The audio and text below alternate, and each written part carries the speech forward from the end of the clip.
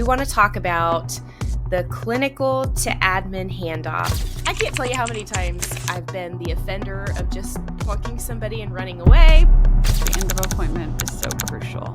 It's not something that you can rush. It takes a whole team to make sure your patient understands what happened and what's going to happen and what happens next. They need to hear it at least 3 times what they need to come back for.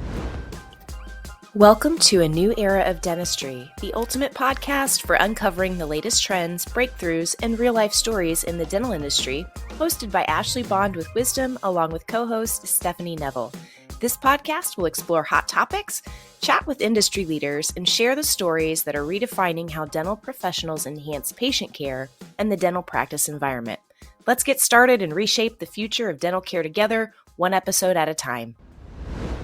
All right, we are back for another episode of A New Era of Dentistry, and I'm really excited about what we're going to talk about today. We're going to have a little bit of fun role-playing some conversations that happen in the dental office because we want to talk about the clinical to admin handoff, and you guys probably all know what we're talking about. You've probably experienced the random patient that just wanders up to the front desk and you're not quite sure where they came from. Maybe it's not anybody's fault. Or the assistant or hygienist that's in a huge hurry to get the room turned over and they just kind of drop somebody off at the front desk and they're staring over the desk at you and you're not quite sure who they are or what to do with them because maybe you just came back from your lunch break and you didn't even see them check in. So we're going to run through... Awkward. Exactly. It is super awkward. I can't tell you how many times I've been the offender of just plunking somebody and running away, but also sitting at the desk and going, I'm so sorry. Could you tell me what your name is, Who are please? you? Right. The foundation of that, though, it does start in the back office before the doctor leaves the room to verify what treatment was done for sure and what's next and how much time is needed. So we have a little bit of a script for that. And after that, of course, the checkout process and how it takes a whole team to make sure, A, your patient understands what happened and what's going to happen and what happens next. And keeping your schedule full. Schedule. So that being said, Ashley's going to walk through that first part I talked about as far as what happens in the back office. Let's do it. Let's dive in. So I love a script. So, of course, I have a script for what we would call the end of every doctor appointment. So we trained over this in my father's practice, probably more than almost any other script that we had. So what we would look for here is between the assistant and the doctor at the end of every treatment appointment and how that process would look. So would love to walk through it with you, and then we can kind of role play it, Steph, and talk about what it would sound like in real life. So the goal of this end of appointment, and it might take a few minutes at the end of the doctor appointment, that's okay because you'll see how much more productive it's going to make your team, even if you have to add on a little more time to make sure the end of every doctor appointment is like this. So let's get right into it. At first, the assistant is going to confirm with the doctor what was done today. So they'll say, to confirm, doctor, today we did, crown on tooth number 2. What is the reason why they do this? The number one reason why we want to confirm what was done today is so that what is being posted to the ledger is accurate. So we see time and time again, sometimes what is posted is not always what was done for the day. So this is that double checking that what was posted was done before your patient is even out of the chair. Once that patient's gone, you're on to the next patient. Life moves fast. So before that, you even have a chance to move on to the next patient, confirm what was done. This also helps if treatment was changed in the chair. Maybe the patient came in for an MO composite filling. While you're in the midst of it, it changed to an MOD composite filling. While you might not be, you're again moving fast, you might just want to post what's already in the system. But if you take a minute, confirm with the doctor what was done, they will say, it was an MOD. You'll change it in the system right there before you post the appointment. So step 1, confirm with the doctor what was done. Then the doctor is going to repeat what treatment was performed today. So yes, today we did the MOD composite filling on tooth number 2.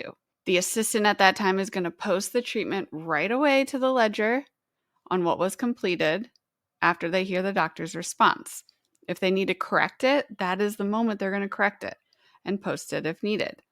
Then they're going to go right into the assistant, and next on treatment is. So it's going to key up the doctor to talk about what's next on treatment before that patient leaves the chair. I don't know about you, Steph, but sometimes in our practice, we would get a patient that would get set up for one part of their treatment, but then they would almost fall off. And it was hard to keep them going because we would, I don't know, almost be intimidated to talk about their next treatment and stop at just one thing. So this is a way to keep it going. If they have more treatment, we need to keep talking about the additional treatment that's needed. So next on treatment is then the doctor that's going to lead the doctor to say, I would like to see Sue back for the crown on tooth number 4. Or maybe in the midst of this, the doctors realize, hey, priorities have changed. We needed to adjust what is next when I was in the mouth today, and we actually need to see the patient back for this. Again, in real time, this is when we're changing priorities.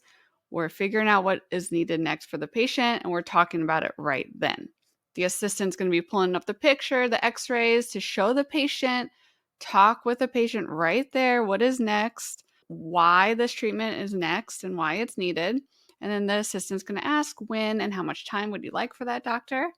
So the doctor, this is going to prompt them to give urgency and how much time they need for the procedure. So I recommend we see Sue back within the next 2 weeks for 1 hour. Then the assistant's going to say, great, thank you, doctor. Sue, what days do you have most control over your schedule? And that is the flow that I love to see at the end of appointment is, again, confirming what was done, talking about next treatment, talking about urgency, and talking about how much time is needed for the next procedure. Absolutely. Everything flows better if everybody's on the same page, too. So if your front desk trusts that that has happened in the back, once you get up to the front, and they may be the ones who move treatment around in treatment plans if the priorities do change, like Ashley mentioned, you may be letting them know that priorities have changed and the patient needs a new treatment plan printed out because maximum, deductible, out of pocket, all of these things could have changed. So I guess with that, I will be the assistant and Ashley is going to be Dr. Bond. Not James Bond, just Dr. Ashley Bond. Just Dr. Bond. And I highly recommend role playing in the dental office. If you don't do it regularly, you are missing out. You and your team should be practicing these scenarios when a patient's not in the chair. I'm telling you, it makes it so much more comfortable when you're actually in the situation if you practice it as a team. So we're going to give you an example of what that would look like. Are you ready? And action. Okay. To confirm, Dr. Bond, today we did an MOD on tooth number 2 and a crown on tooth number 3. Yes, today we did MOD composite filling on tooth number 2 and a crown on tooth number 3. Okay. Dr. Bond, what do we need to see patient Susie back for next time? So I would like to see Susie back for a crown on tooth number 4. Right. Hey, Susie, doctor wants to see you back for that crown on number 4. The decay was a little bit deeper today than we anticipated, so we definitely don't want to put this off. If you want to take a look at your x-ray, and this is when I would walk through that with the patient, and I'm going to ask the doctor, how soon and how much time would you like for that, Dr. Bond? Yeah, based on what we're seeing here, I'd definitely recommend that we see Susie back. Susie, I'd like to see you back within 2 weeks, and we would need to see you for about an hour of time. All right. So, Susie, thanks, Dr. Bond. Susie, what days do you have the most control over your schedule? And we'll make sure we find a time that works for you when we check out. It doesn't have to take long. It really doesn't have to take long in the practice, and it's just repetition, and it's doing so many things in such a little script. It's, again, confirming the treatment you did today is correct, which I cannot stress how important it is. What you're posting to the ledger is accurate before that patient even walks up to the front so that you have a seamless handoff. You're talking to the patient about next treatment, so you can't say, oh, they slipped out and we didn't even talk about next treatment. It's part of your process to talk about their next treatment and that they understand urgency. When do they need to come back? For how long do they need to come back? It really helps flow into your production, making sure your schedule is continuously full and that communication from the front to the back is just seamless. Ideally, if clinically you can go ahead and just schedule the appointment, it makes the Right. workflow at the front desk a lot easier, especially for hygienists and recare and keeping the Mhm. patient with you if that's what they want. But sometimes it just doesn't happen. So that's why Yeah. the education means so much more in the actual dental chair, not to mention HIPAA compliance. We have to be really careful when we're checking out about if people in the waiting room can hear a name and the treatment and things like that. So it's really good to have those conversations in the back office. I do want to say, I bet some of you are going, well, actually, Dr. Bond and Stephanie, that patient's next appointment was probably going to be a delivery for the crown on number 3. So we'll get a step ahead of you and say, yes, that's a given. And hopefully they would be scheduling actually getting the crown on I say number you 4. could do delivery and treatment on the same day.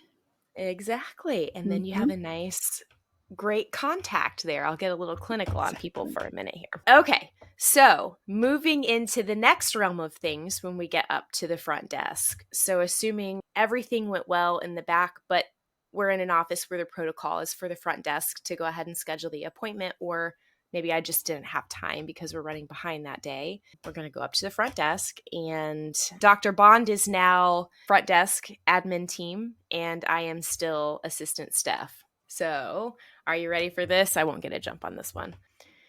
Okay, here's what you don't want to do. I'm the assistant. I'm walking up to the front desk. All right, Susie, Ashley's going to take great care of you. We'll see you next time. Have a great day. Phew, I'm gone.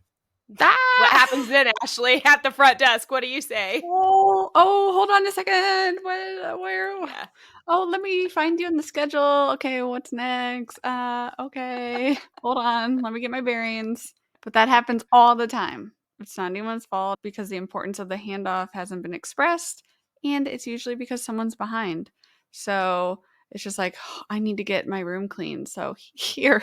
But again, the handoff, the end of appointment is so crucial. It's not Yeah. something that you can rush. So now we'll slow down and ideally break it down, role play the right way. So I'm walking Susie up to the desk. I'm going to pause. I might have a route slip even. Some offices use route slips to write their conversations down so nothing gets lost in translation when you go to the front desk. At a minimum, I know, but highly recommend writing it down when you walk up. I should get busy. So, okay. Hey, Ashley, Dr. Bond took care of Susie today. We completed her filling and her crown, and she needs to come back for the delivery on tooth number 3 and to actually prep number 4 for a crown. Her priorities in her treatment changed just a little bit. So she would really appreciate it if you would go over a revised treatment plan with her and get her scheduled back on a Thursday morning because that's the time that's most convenient for her. All right, Susie, Ashley's going to take great care of you and get you scheduled back, and I'll see you in a couple weeks. And I would love to touch base on the things that are so important here in the handoff. The things that you said is why I actually love route slips. So, usually everything is paperless except the route slip to me is so important. And even if you're paperless, I still think a physical handoff with a route slip is so important. And the reason why is for the handoff at the bottom of a route slip, we would always write a few things. What was done today? And part of the handoff was, I want to tell you what we did today. So today, Dr. Bond did a crown on tooth number 2. Again, that's just a confirmation of what's posted in the ledger is accurate so that when you're going to be collecting the patient's portion today, you know everything is as it should be. So confirming what was done today. What's next? This is so crucial. Again, priorities might have changed. What does the patient need to come back for? Maybe you saw something in the back and it needs to change, but what's next? And the patient needs to hear it. They need to hear it at least 3 times what they need to come back for. So they need to hear it in the chair. They need to hear it between you and the doctor. They need to hear it between the assistant or the hygienist in the front office. At least 3 times they need to hear what they need to come back for. So they're hearing it again, what they need to come back for. So what's next visit? The urgency. So the doctor should have said the urgency. So you're just reiterating the urgency. We want to see Sue back within 2 weeks. The length. So how long do we need to see Susie? This is one of the parts that I have seen so many times that if you don't tell or write down how long, so we want to see Susie back for an hour or we want to see Susie back for 40 minutes. There's so many times that I didn't have the length and I'm sitting there to schedule Susie and it's an MOD. I'm like, oh, I know doctor typically does these in 40 minutes, but maybe this is a special situation and he needs like an hour of time. So then I had to tell Susie to hold on. I had to run to the back, find doctor who's in the mouth of another patient, say, hey, actually for Susie, how much time did you need? So instead of doing that, just get always a length of the time of the next appointment on that route slip, part of the handoff process. So again, what did you do today? What do you need? What does the patient need done next? The urgency, the length, the time. And then I always like to follow up with, is their next recare scheduled?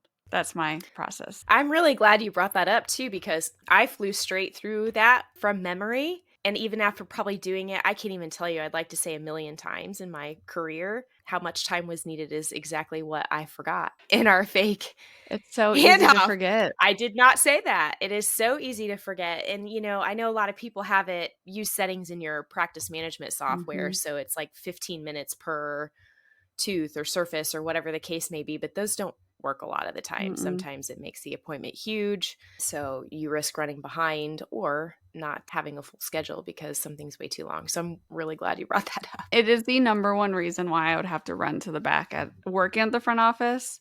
Why I couldn't finish the person's appointment was because I didn't know the next treatment's length of time.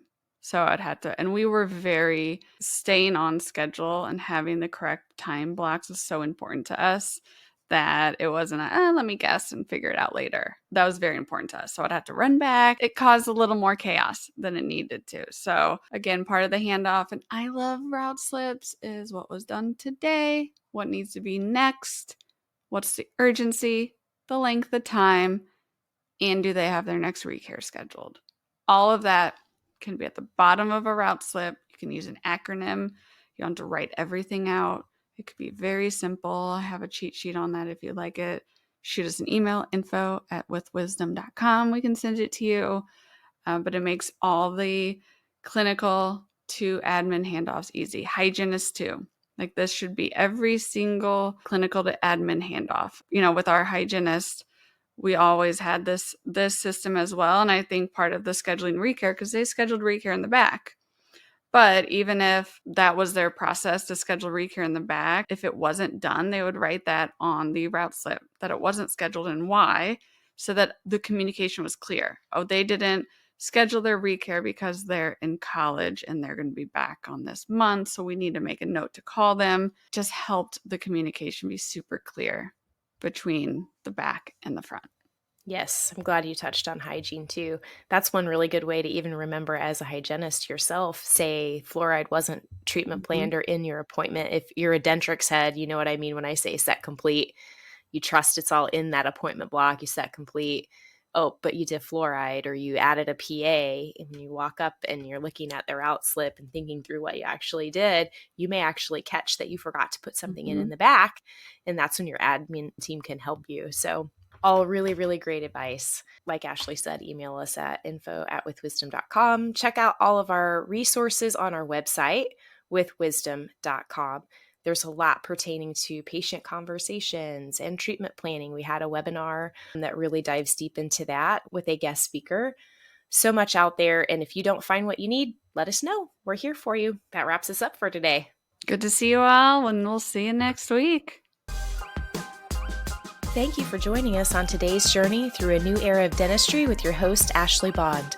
With wisdom in their network of industry leaders, each episode offers fresh insights and support in the evolving world of dentistry. Subscribe, stay tuned, and transform your career, practice, and patient experience. Until next time, keep innovating, keep caring, and stay smiling.